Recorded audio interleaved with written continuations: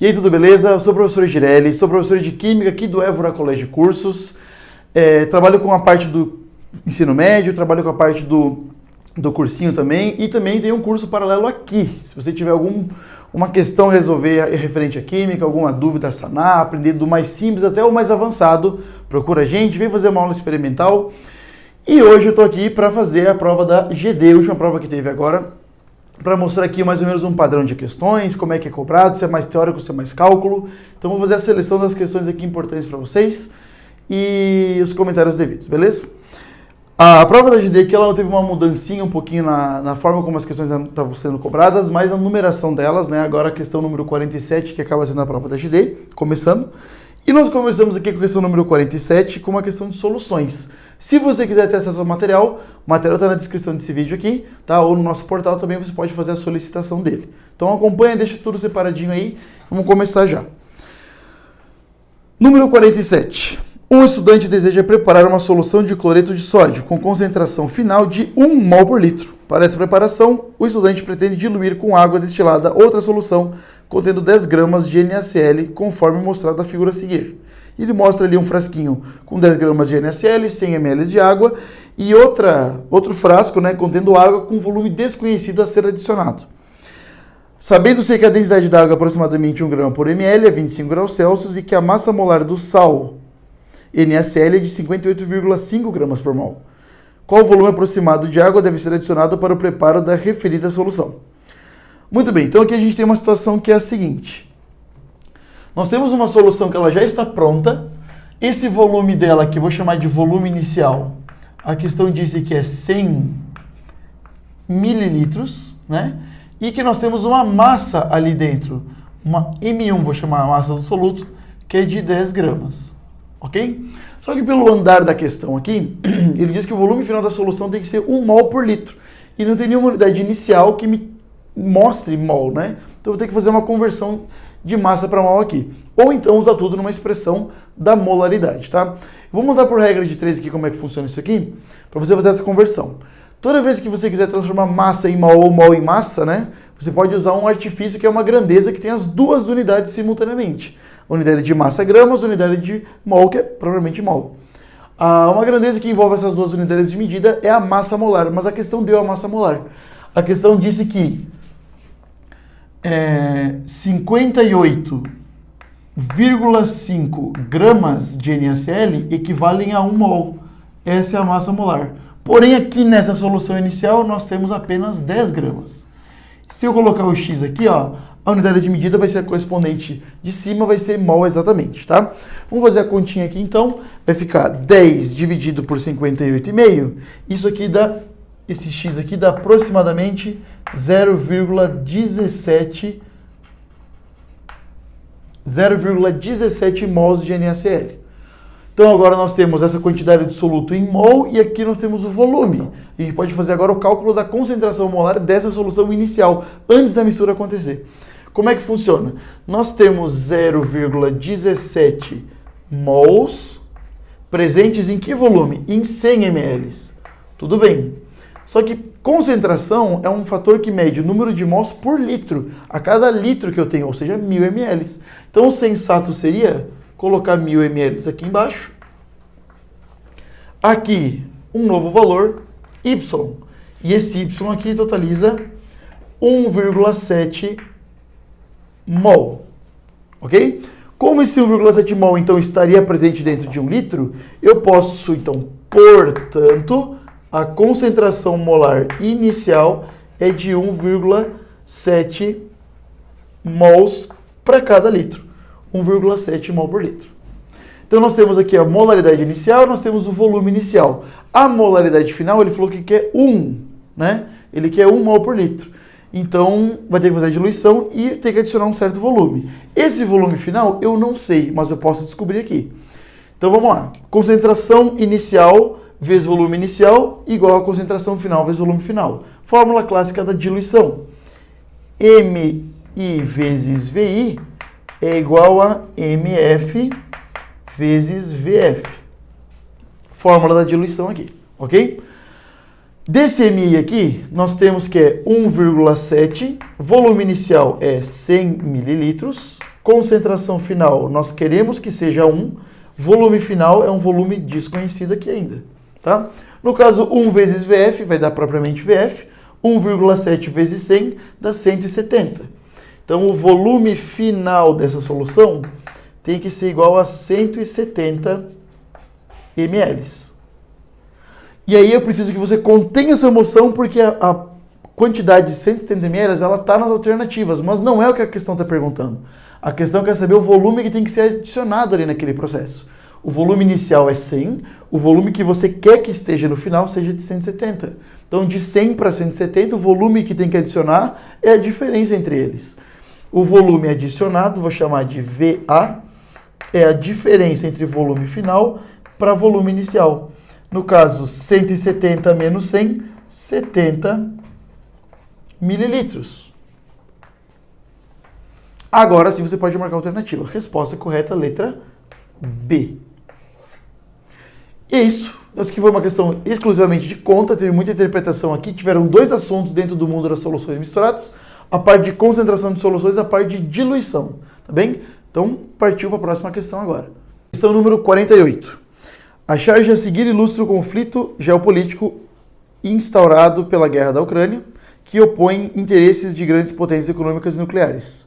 Nesse conflito emerge, como nova e crescente preocupação internacional, a segurança das usinas nucleares, devido ao potencial catastrófico de um eventual ataque militar a tais instalações.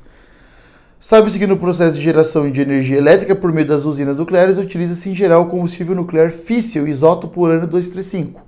Considerando-se que esse isótopo sofre fissão de acordo com a seguinte equação. Então ele mostra aqui uma equação nuclear de fissão da urânio 92, 235 mais um nêutron. Nêutron tem carga nula e massa 1. Formando aqui quem? Formando o elemento estrôncio 3894. Formando também um elemento X de número atômico Z e de massa A, e também formando mais 3 nêutrons. Ok. A pergunta é o número de nêutrons do nuclídeo X. Ele quer saber o cálculo do número de nêutrons. Como é que funciona aqui? Durante um processo nuclear, a carga se conserva e a massa também se conserva. O que quer dizer isso? Que se eu somar as massas dos participantes antes da reação nuclear acontecer, ou seja, antes da seta nos reagentes, isso que tem que dar a soma das massas depois da seta nos produtos. Só que tem que tomar um cuidadinho aqui que esse número 3 aqui tem que fazer multiplicando essa massa e multiplicando essa carga também, tá? Então, para as cargas também funcionam. A soma das cargas antes da seta tem que ser igual à soma das cargas depois das setas. O que nos permite escrever o seguinte, que 235 mais 1 é igual a 94 mais A mais 3 nêutrons, cada nêutron tem 1 de massa, então 3 de massa aqui, tá bom? Fazendo a continha aqui vai ficar como? 236 desse lado, 236 desse lado, no outro lado aqui vai ficar 97 mais A. 236 menos 97. 236 menos 97 dá 139. 139 de massa. Beleza? Para calcular o número atômico, eu vou ter que usar as cargas. Então, soma das cargas antes, 92 mais 0 é 92, é igual a 38 mais Z, mais 0. Né? Passo o 38 subtraindo, então o Z vai ficar 92 menos 38. O Z se torna 92 menos 38, 54. Beleza, não respondemos as perguntas ainda porque ele quer saber o número de nêutrons, certo? O número de nêutrons é a diferença entre massa e prótons. Nós temos aquela clássica fórmula de grandezas atômicas, que número de massa é igual a número atômico mais o número de nêutrons. Eu tenho esses dois, esse aqui eu acabo isolando. Número de massa é 139, número de prótons é 54, número de nêutrons é N. Fazendo a subtração, 139 com 54, número de nêutrons é igual a 85. Resposta da questão, letra D. O que a gente tem de comentário aqui? Isso aqui é uma questão relacionada a um assunto chamado radioatividade. É um assunto que geralmente se aprende na primeira série, mas ele volta à tona no cursinho também, geralmente próximo de ligações químicas ou mais ao final do ano, tá? É um assunto que depende bastante de você conhecer a parte de grandezas atômicas, saber que um átomo tem prótons, tem nêutrons, tem elétrons e que é um processo que acontece exclusivamente no núcleo. Foi uma questão que envolvia sim uma base teórica, mas com certeza uma questão muito mais de cálculo. Então vamos para a próxima questão. Questão número 49. O paracetamol C8H9NO2, massa molar de 151,16 gramas por mol, foi sintetizado pela primeira vez em 1878 pelo químico americano Harmon Northrop Morse. Em 1887, esse fármaco foi usado como medicamento pelo médico alemão Joseph von Mering para tratamento de febre de dores leve e moderada. O paracetamol é sintetizado através do paraminofenol, C6H7NO, de massa molar 109,13 gramas por mol, e do anidrido acético, que é o C4H6O3, massa molar 102,09 gramas por mol, com rendimento de 65%. Ele dá uma equação aqui para você, ela já está balanceada, tá tudo certinho, é 1 mol de cada um. E o comando da questão é, considerando que uma indústria farmacêutica precisa preparar um lote com 1 milhão de comprimidos, com 750 mg de paracetamol, qual é a massa de paraminofenol em quilogramas que deve ser utilizada para a produção dessa quantidade de comprimidos? Isso aqui é uma questão clássica da GD. A GD adora mesmo. Isso aqui é o carro-chefe de assuntos da UFGD, que você precisa muito revisar se você tiver muita dificuldade, muito problema com isso. Cálculo estequiométrico geral e principalmente cálculo estequiométrico com rendimento. A GD ama isso aqui de paixão. E esse tipo de questão que envolve medicamento e que uma indústria quer produzir uma certa quantidade de comprimidos, já foi uma questão que caiu, só que com outro contexto, com outro medicamento, com outras massas, outros valores. Mas o molde da questão é literalmente o mesmo, tá? Então é possível que nesse ano aqui talvez caia uma questão do mesmo estilo, né? Beleza. Vamos lá, nós temos aqui então uma situação que é a seguinte. Como eu sei que é uma questão de estequiometria? A questão de estequiometria você percebe quando ele dá um processo químico, ele informa a quantidade de algum participante e pergunta de um outro, quando que vai precisar de outro, ou quando vai formar de um outro participante. No caso aqui, ele deseja produzir uma certa quantidade de paracetamol, abreviei aqui para PCM, tá? Só que ele quer saber a massa de paraminofenol que você usa para fazer isso. Então, sim, é uma questão de estequiometria, porque ele informou a quantidade do paracetamol e está perguntando do paraminofenol, que é um participante do mesmo processo químico. Como é uma questão que envolve massa e massa, né? Ele está dando uma massa daqui e uma massa daqui, você precisa de um parâmetro para começar a sua conta. Você não pode sair colocando massa aleatória de qualquer jeito. O parâmetro para começar um cálculo estequiométrico que envolva massa é usar as massas molares, que é o valor que é fixo, você não escolhe, então é um começo estabelecido fixo que é imutável, né? Então você pode tranquilamente iniciar por eles. Então, paraminofenol e paracetamol. As massas que ele deu de paracetamol e de paraminofenol está logo em seguida dos nomes deles, né? A massa do paracetamol é 151,16 gramas por mol. 151,16 gramas por mol. Só que temos um detalhe aqui. Como aqui no balanceamento nós temos 1 mol certinho, esse gramas por mol aqui, ó, pode deixar somente em gramas. Porque se fosse 2 mol, você teria que dobrar isso daqui. Mesma coisa vai ser para o paraminofenol. A massa do paraminofenol é de 109,13. 109,13 gramas por mol. Como nós temos 1 mol, então ficaria gramas, tá? E ele passou ali também um rendimento que a gente vai usar já já. Vamos lá, o que ele quer preparar? Ele quer preparar 1 milhão de comprimidos. De quem? De paracetamol. Então 1 milhão vai vir aqui embaixo. Mas eu não posso deixar somente 1 milhão aqui pelo seguinte sentido. O 1 milhão está medido em comprimidos, enquanto que esse aqui está medido em gramas. Eu não posso colocar comprimidos embaixo de gramas porque não são unidades correspondentes. Mas a gente sabe que cada comprimido tem 750 miligramas, não é? 750 miligramas por comprimido. A unidade de medida dos comprimidos cortaria e ficaria apenas miligramas. Para ficar melhor ainda, e para tudo falar na mesma língua, eu posso dividir por 1000, porque miligramas dividido por 1000 me daria gramas. Então, vou fazer mais uma conta aqui. Eu vou dividir tudo isso daqui por 1000. Feito. Aqui vai dar quanto? Quanto de para-mim no final precisa para produzir isso aqui tudo? Vou chamar de X. Esse X aqui, ele quer em quilogramas, tá? Então, a gente ainda vai ter que fazer uma outra divisão por 1000 aqui, tá bom? Mas hoje a gente pode fazer isso aqui tudo no finalzinho da regra de 3. Outro fator importante, rendimento de 65%. Rendimento é um fator que afeta os reagentes e é um fator que não depende muito da qualidade do material, né? Depende de vários outros fatores também. Então, como o rendimento é algo mais fixo, não é algo que você manipula com certa facilidade, vai na linha de cima do cálculo estequiométrico, onde agrupa informações mais fixas. Então, rendimento de 65%, você coloca aqui em cima. Então, aí fica tudo numa regra de 3 só, não tem que fazer nada adicional, tá? Vamos ver quando é que fica isso? Só fazer a conta aqui, fazendo a multiplicação cruzada. Primeiro, dá para cortar zeros aqui. Dá para cortar zeros aqui. Vai então fazer 1000 vezes 750. Multiplicado por 109,13, vai dar um número bem grande. E esse número você divide por 151,16 e depois divide por 0,65. Tá?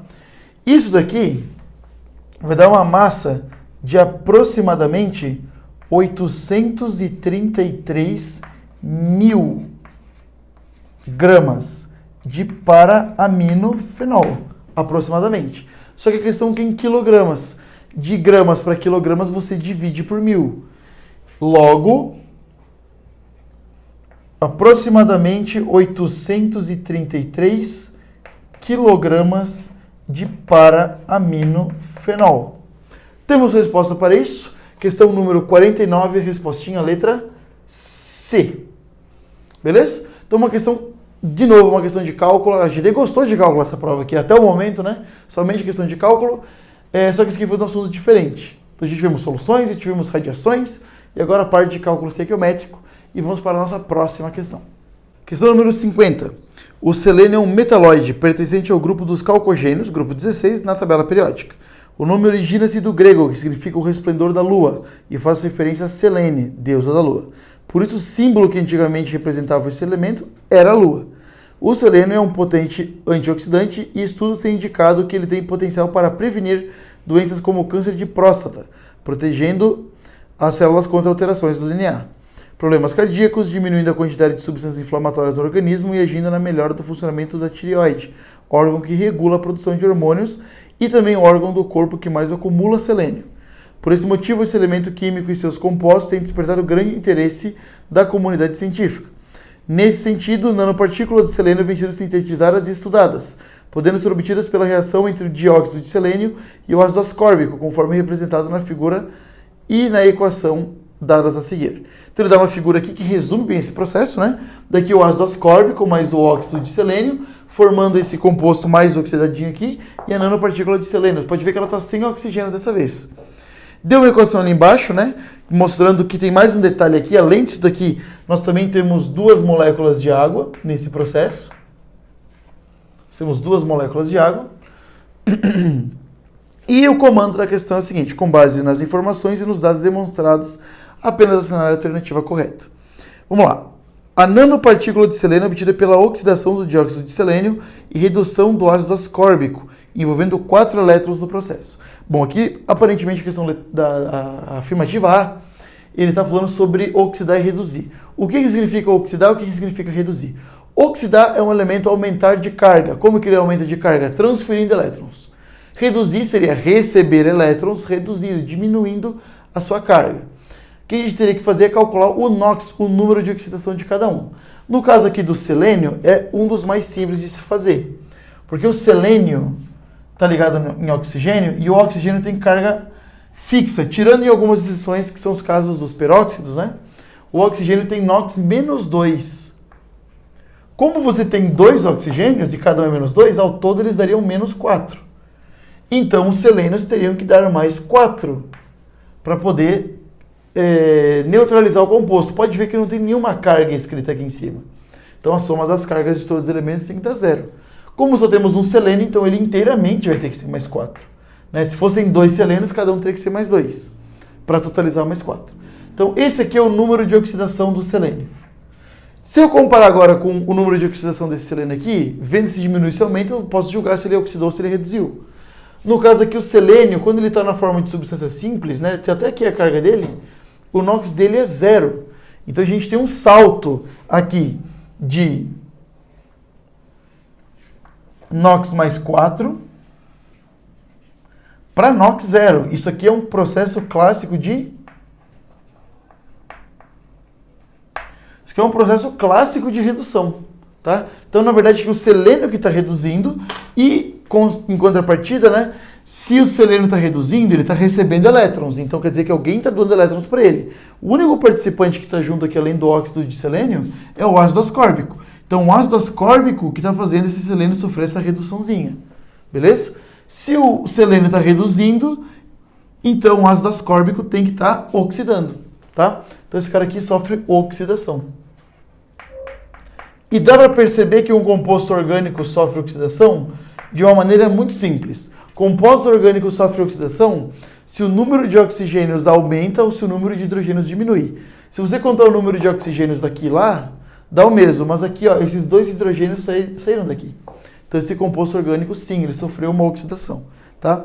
O que a gente vai ter que ver é marcar isso aqui corretamente. A letra A, ele falou que o óxido de selênio que oxida, e não é o que acontece. Letra B. A nanopartícula de selênio é obtida pela redução do dióxido de selênio, sim, e oxidação do ácido ascórbico, envolvendo 4 elétrons do processo? Sim. A variação vai te dizer o número de elétrons aqui. No caso de 4 foi para 0. Um selênio com carga mais 4 foi para 0. Então ele recebeu 4 elétrons desse ácido ascórbico aqui e aí zerou sua carga. Perfeito, resposta. Então, letra B. Essa foi uma questão mais teórica, ela teve o cálculo também, mas foi uma questão mais teórica e envolvia esse conceito de oxidação e redução, diferente um pouquinho das demais que eu até agora, tá? Vamos para a nossa penúltima questão, número 51. Questão número 51. A atividade de garimpo de ouro em áreas indígenas e em rios da região amazônica tem sido amplamente noticiada nas imprensas nacional e internacional, devido ao avanço indiscriminado dessa atividade. Além de extensos impactos ambientais, tal prática é muito prejudicial à saúde dos próprios trabalhadores, assim como a população ribeirinha em geral, uma vez que o mercúrio utilizado na extração do ouro pode se acumular nos tecidos de peixes que são consumidos por essa população, o que resulta em uma série de doenças neurológicas, podendo também levar à invalidez e até mesmo ao óbito. Segundo especialistas, concentrações maiores que 7 vezes 10 a menos 6 íons de mercúrio mais 2 por litro de sangue são classificadas como exposição significativa ao mercúrio inorgânico. Cuidado! Sabendo-se que o indivíduo com 80 kg de massa corporal e volume médio de sangue de 6 litros e que 200 gramas de átomos de mercúrio contém 6 vezes 10 a 23 átomos desse elemento químico, que é a mesma coisa que 1 mol, qual é a massa de mercúrio em miligramas no corpo do referido indivíduo para que esteja sobre exposição significativa ao mercúrio? Bom, ele deu um fator ali que é o seguinte: 7 vezes 10 a menos 6 mols de mercúrio por litro de sangue, ou seja, cada 1 litro de sangue da pessoa. Isso daqui é ter uma quantidade significativa de mercúrio no sangue. Isso aqui já começa a ficar ruim, já começa a dar aquelas doenças neurológicas que ele menciona no texto e tudo mais. Só que ele está simulando aqui um caso de uma pessoa, quanto que ela tem que ter de mercúrio em miligramas para poder ter essa quantidade, né? Isso depende muito de quanto de sangue ela tem. No texto, ele fala que tem 6 litros de sangue. Então, eu teria que multiplicar por 6 isso aqui ainda. Isso aqui vai dar um valor X. A unidade de medida vai ser a mesma de cima. Então, continua sendo mols de mercúrio. Faltou colocar a carga aqui, mercúrio mais 2. Tá? No caso, é só fazer 6 vezes 7, que dá 42. Então, daria 42 vezes 10 a menos 6 dividido por 1. 42 vezes 10 a menos 6. 42 vezes 10 a menos 6 mols de Hg mais 2. É isso que a pessoa precisa ter para poder chegar naquele limite que ele menciona ali. Tá?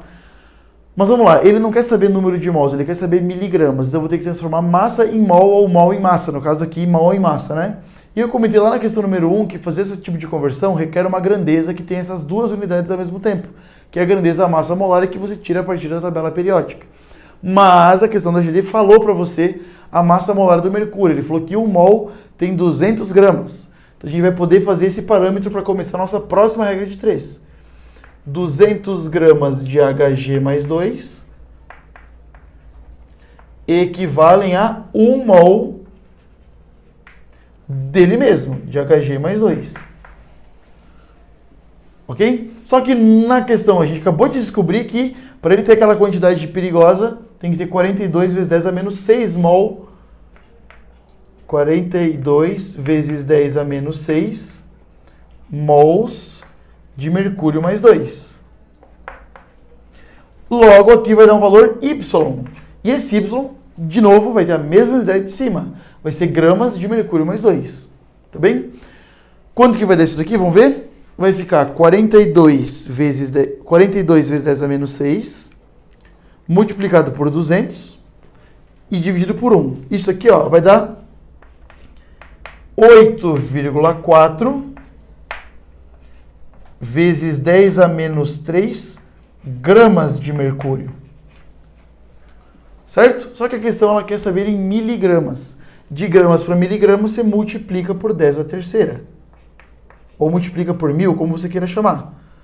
Isso aqui, 10 a terceira vezes 10 a menos 3, vai dar 8,4 miligramas. 8,4 permanece, 10 a menos 3 com 10 a terceira eu vou cortar, porque eles multiplicados dão 1. E aí fica 8,4 miligramas. Temos resposta para isso? Claro que temos. Resposta letra C. Você pode ter pensado, isso aqui é uma questão de estequiometria de novo. Não é uma questão de estequiometria, porque estequiometria a questão ela passa a informação de uma substância e pergunta a informação de outra substância de um mesmo processo químico. Nesse caso aqui eu comecei a questão falando sobre mercúrio e terminei falando sobre mercúrio. Então, não é uma questão de estequiometria, é mais uma questão de conversão de unidade. O assunto que você tem que dominar aqui para fazer essa questão é grandezas químicas, beleza? Então vamos para a nossa última questão de fato. Questão número 52 e última questão. Observe os seguintes pares de compostos orgânicos. Então ele deu aqui 3 pares de compostos orgânicos para você e pede para assinalar a alternativa correta. Se você der uma olhada ali nas alternativas, você vai ver que fala sobre eles serem isômeros de função, cadeia, posição, geométricos, ópticos, etc. E a gente precisa classificar isso aqui de acordo. Esse primeiro caso aqui, eu deixei em evidência esses hidrogênios aqui para você ver. Se você perceber de um desenho para o outro, o que muda é a orientação do hidrogênio em relação à hidroxila, que eles são invertidos um em relação ao outro, né? Se essas ligações pudessem trocar de lugar tranquilamente, eles seriam até o mesmo composto, mas elas não são conversíveis. Eu não consigo fazer esse composto virar esse só virando essa ligação. Porque quando eu tento trocar eles de lugar, o ciclo torce junto. E aí, por ciclo torcer, ele teria que quebrar ligações, teria que passar por um processo químico. Então é só quebrando ligações e formando elas de novo para fazer a inversão. Eu não consigo girar elas propriamente dito.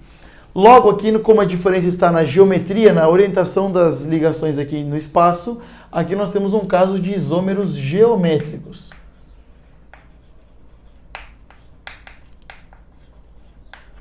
Nesse caso aqui, o que nós temos? Um éter e um éter. A diferença está na posição desse heteroátomo.